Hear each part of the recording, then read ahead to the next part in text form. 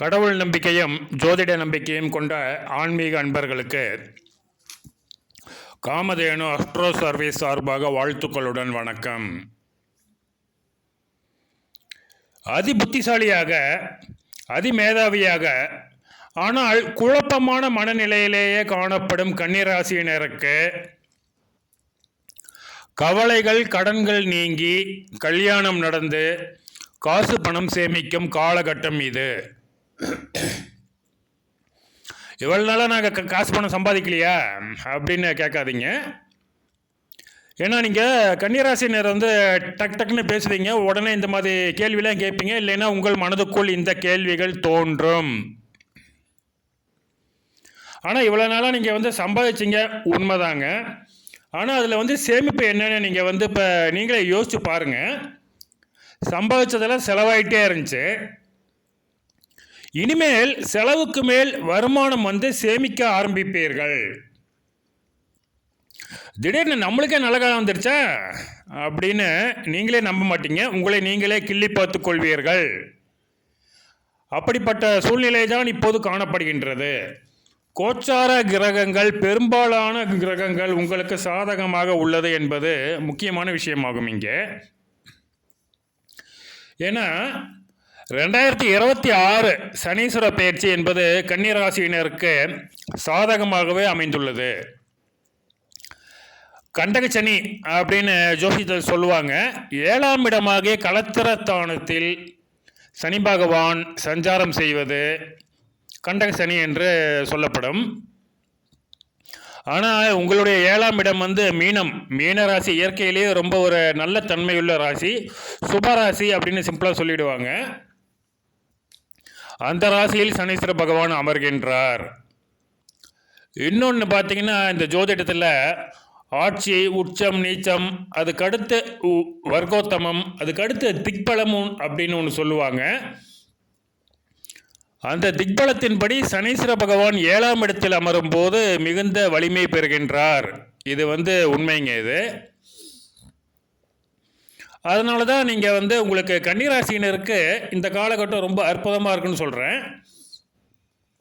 அது மட்டும் இல்லாமல் கன்னிராசியாதிபதி புதன் சனீஸ்வர பகவானுக்கு மிகவும் நெருக்கமான நண்பர் என்பதும், புதனுக்கும் சனீஸ்வர பகவானுக்கும் அதிதேவதை விஷ்ணு பகவான் தான் என்பதும், சனீஸ்வர பகவான் இப்போது பயிற்சி அடைந்துள்ள மீனராசிக்கு அதிபதி குரு பகவான் முழுமையான சுபகிரகம் என்பதும், அவர் கடகத்தில் உச்சமடைந்து உச்ச பலத்தை பெற்றுள்ளதார். அந்த உச்சமடைந்த குரு பகவானின் 9ஆம் பார்வையும் சனீஸ்வர பகவானுக்கு கிடைப்பதால் இப்போதைக்கு கன்னிராசினருக்கு ரொம்ப நல்ல காலகட்டமாக இருக்குங்க. அற்புதமான காலகட்டம். ஆச்சரியமான சில மாற்றங்கள் உங்கள் வாழ்க்கையில் நிகழும். அதே மாதிரி பார்த்தீங்கன்னா, உபயராசியான கன்னிக்கு 7ஆம் இடம் ஒரு பாதகஸ்தானம் என்பது ஒரு சங்கடமான விஷயந்தாங்க.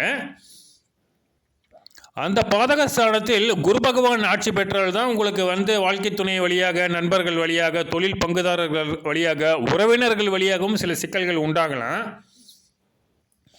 ஆனால் இப்போது அங்கே அமர்ந்திருப்பது திக்பலம் பெற்ற சனீஸ்வர பகவான். முன்னாடியே சொன்னதை நான் ரிப்பீட் பண்ணுறேங்க.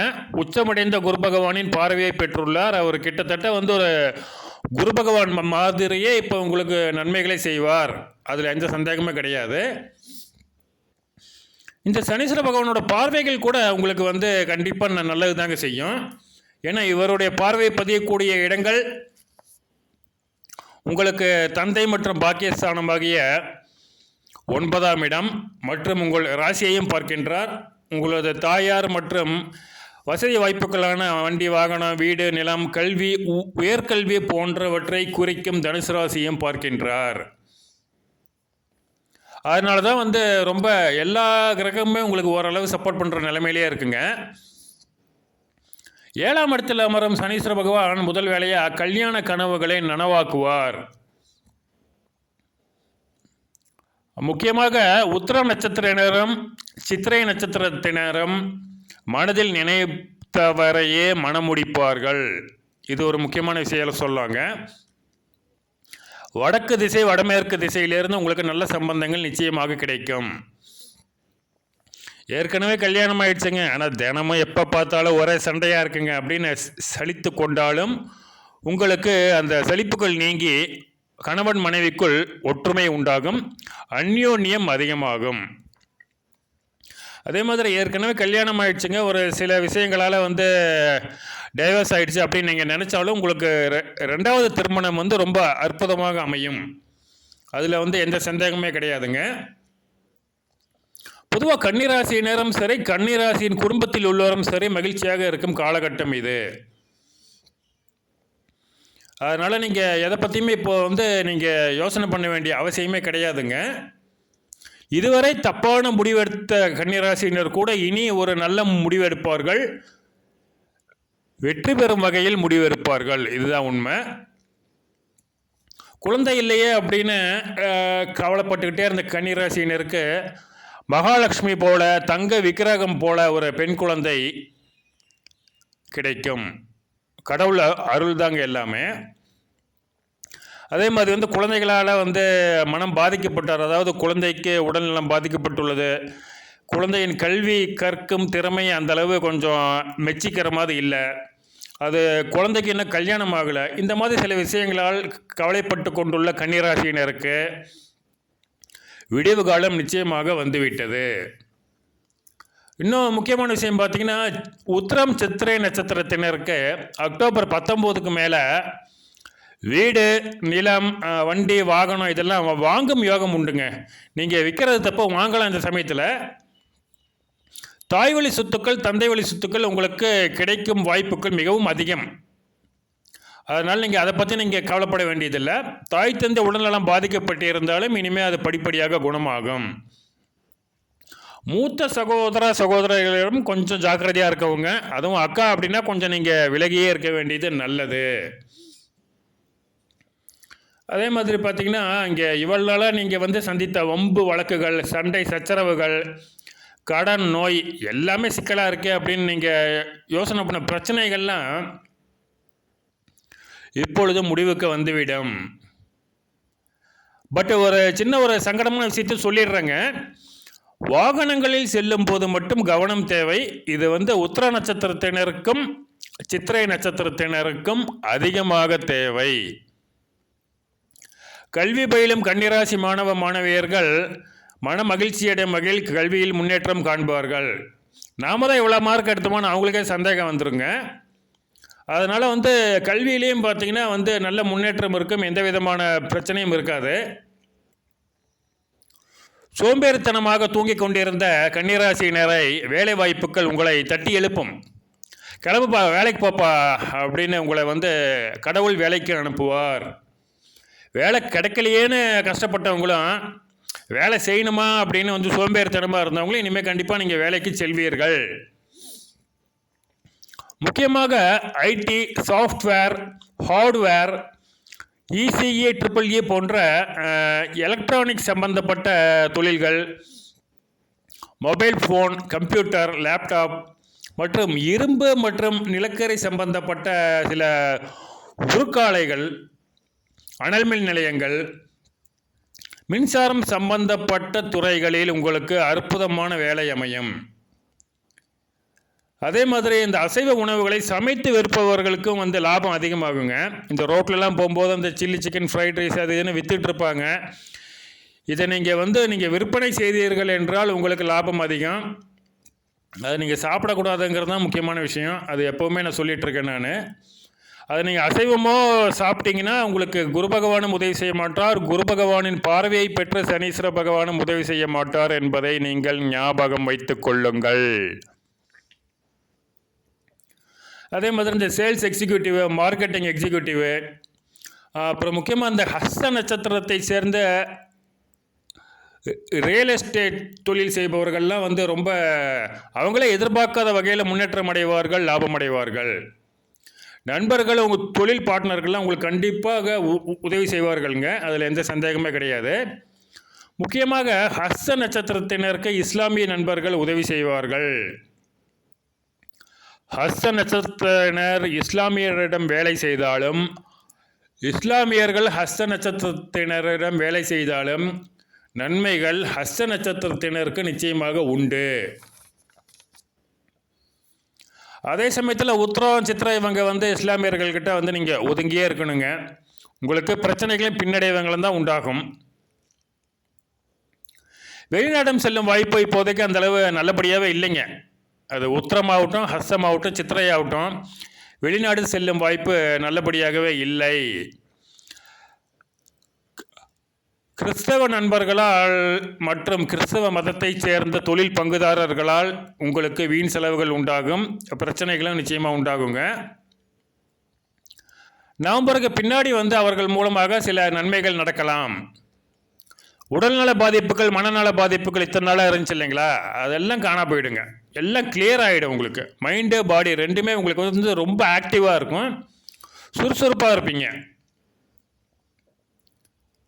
அதே மாதிரி பார்த்தீங்கன்னா, நீங்கள் இந்த காலகட்டத்தில் கண்டிப்பாக போக வேண்டிய கோயில் திருவெண்காடு.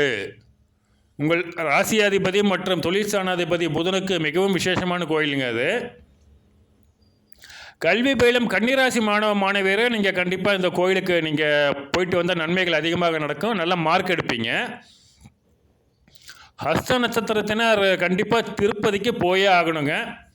முடியலன்னா இங்கே திருச்சி பக்கத்தில் இருக்க குணசீலமாச்சும் போயிட்டு வாங்க. உங்கள் நிதி நிலைமை உயரும், சேமிப்பு மிகவும் அதிகமாகும். நீங்கள் திருப்பதிக்கு போயிட்டு வாங்க. அது இந்த சமயத்தில் போயிட்டு வர்றது உங்களுக்கு ரொம்ப நல்லதுங்க. சக்கரத்தாழ்வாரையும் லக்ஷ்மி நரசிம்மரையும் கன்னிராசினர் எப்போவுமே வணங்கணுங்க. அது முக்கியமாக சித்திரை நட்சத்திரத்தினர் சக்கரத்தாழ்வாரை வணங்கியே ஆக வேண்டும். அதனால் சில ஒரு மாற்று மதத்தினரால் ஏற்படக்கூடிய சில பிரச்சனைகளை முன்கூட்டியே தடுத்து விடலாம். அதுதாங்க முக்கியமான விஷயம். ஏன்னா இப்போதைய சூழ்நிலையில் கன்னிராசிக்கு பரிகாரம்னு எதுவுமே பண்ண வேண்டியது இல்லைங்க. பட் ஒரு கால்கள் பாதிக்கப்பட்டவர்களுக்கும் திருநங்கை என்று அழைக்கப்படுபவர்களுக்கும் முடிஞ்சளவு ஒரு சில உங்களால் முடிஞ்ச உதவியை செஞ்சால் கூட போதுங்க. ஆகா ஓகோன்னு நீங்கள் அவங்களுக்கு அள்ளி கொடுக்க வேண்டியதில்லை. அதே மாதிரி எல்லாத்துக்குமே இன்னொரு சந்தேகம் இருக்குங்க. சூரியனுக்கும் செவ்வாய்க்கும் சனீஸ்வர பகவான் பகைவராச்சே, எப்படி இவ்வளோ நன்மைகள் செய்வார் அப்படின்னு பொதுவாகவே இந்த கிருத்திகை நட்சத்திரம், மிருகசீரிஷ நட்சத்திரம், உத்திர நட்சத்திரம், சித்திரை நட்சத்திரம், உத்திராட நட்சத்திரம், அவிட்ட நட்சத்திரக்காரங்களாம் எப்போவுமே யோசனை பண்ணுவாங்க, சனீஸ்வர பகவான் நம்மளுக்கு எப்படி நன்மை பண்ணுவார் அப்படின்னு யோசிப்பாங்க.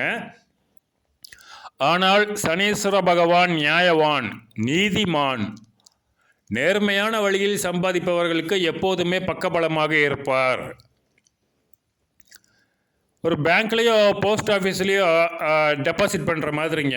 வட்டி கம்மியானாலும் உங்களுக்கு பாதுகாப்பாக நிரந்தரமாக இருக்கும். மியூச்சுவல் ஃபண்ட் மாதிரி ரிட்டர்ன்ஸ் உங்களுக்கு கம்மினாலும் அது வாழ்க்கைக்கு போதுமானதாக இருக்குங்க. அதனால தான் சனீஸ்வர பகவான் கொடுக்கக்கூடிய சொத்துக்கள் வசதிகள் எப்போதுமே உங்களுடைய வாழ்நாள் முழுவதும் நிரந்தரமாக உங்களிடமே இருக்கும். ஆனால் அந்த ராகு இருக்காரே, அவருக்கு நேர்மையான நியாயமான வழினாலே பிடிக்காதுங்க. நேர்மையான நியாயமான வழிகளில் நீங்கள் போனீங்கனால உங்களை அவரை டைவர்ட் பண்ணி விட்ருவார். அசைவம், மது, மாது, ஆமாங்க, அந்த ஒரு பழைய கால தொழில் தான் அது. அந்த தொழில் செய்யும் பெண்களும் மற்றும் அந்த தொழிலுக்கு உதவிகரமாக இருக்கும் PIMP அப்படின்னு ஆங்கிலத்தில் சொல்லுவாங்க. அது போன்ற மனிதர்களும் பொதுவாக ராகுவோட காரகத்துவங்களுக்கு உட்பட்டவர்கள். அதே மாதிரி போதை வஸ்துக்கள், இந்த 30 வட்டி 40 வட்டி ஸ்பீடு வட்டின்னு ஒரு கணக்கே இல்லாமல் வட்டி கூட்டி சம்பாதிக்கிறவங்க, இந்த மாதிரி ஒரு குறுகிய காலத்தில் நிறைந்த லாபம் வரக்கூடிய தொழில்கள் எல்லாமே ராகுவோட காரகத்துவங்களை வந்துடும், ராகுவோட கண்ட்ரோலில் வந்துடும்.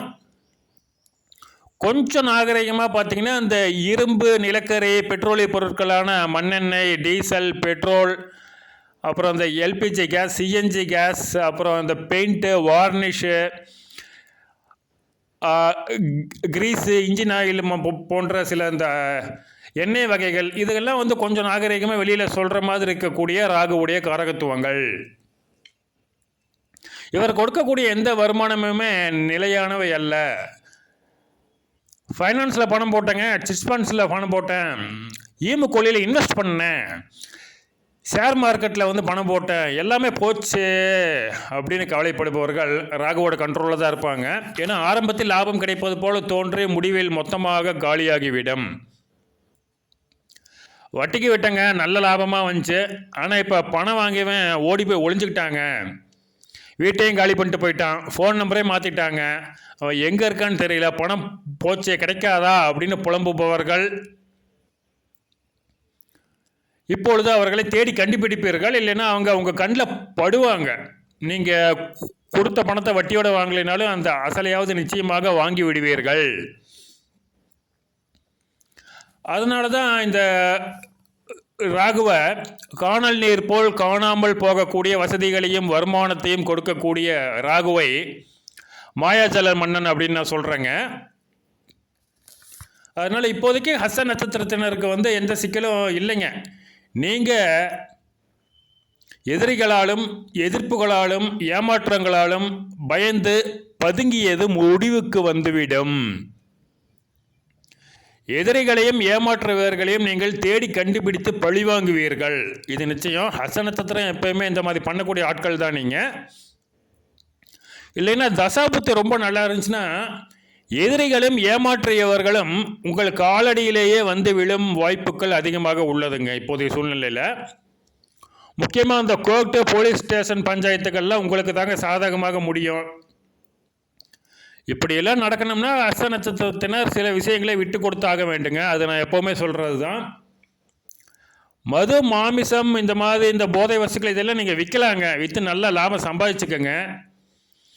ஆனால் இதெல்லாம் நீங்கள் வந்து கண்டிப்பாக யூஸ் பண்ணக்கூடாதுங்க. மது அருந்தக்கூடாது, மாமிசம் சாப்பிடக்கூடாது, போதைப் பொருட்களை ஹஸ்த நட்சத்திரத்தினர் எந்த காலத்திலையுமே உபயோகிக்கக்கூடாதுங்க. அதனால் இதையும் செஞ்சுட்டு கூடவே நம்ம குணசீலம், திருப்பதி, திருநள்ளாறு இந்த கோவில்களெல்லாம் பௌர்ணமி என்று தரிசிப்பதோ ஒரு பௌர்ணமிக்கு முன்னாடி நாள் சென்று வழிபாடு செய்வதோ மிகவும் அற்புதமான பலன்களை வழங்கும்.